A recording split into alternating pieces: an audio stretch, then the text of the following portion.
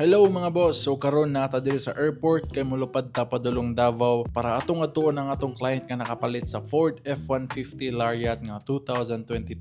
So mao ni siya nga unit ang atong gi-ship way back December last year. Kani nga client mga boss napod siya usa ka Ford F-150 nga 2020 nga gusto niyang dispose. So tara, koy ta ato ning kuhaon ug daton balik sa Cebu para atong mabaligya. So let's go.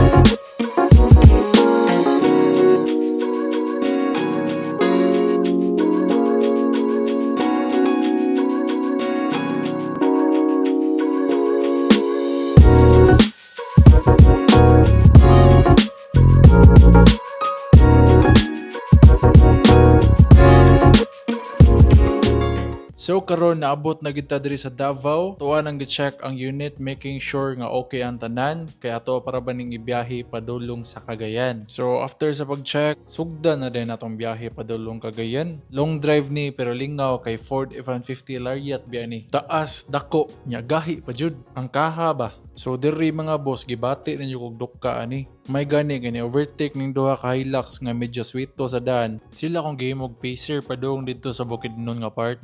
So fast forward mga boss, naabot na ta diri sa Bukidnon. Grabe ka presko diri mga boss. Tanawa nindot kay atong view, mga green trees nya, syempre bugnaw nga hangin. Ang Ford F-150 mga boss wala gyud problema. Gwapo kayo og dagan, grabe ang comfort. Ug bisag unsa nga terrain, kaya ra jud kayo mo nang sakto kini nga sakinan kung hilig mo road trip.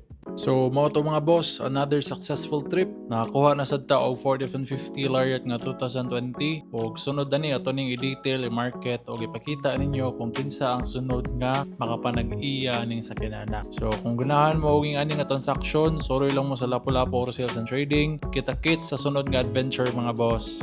Thanks for watching.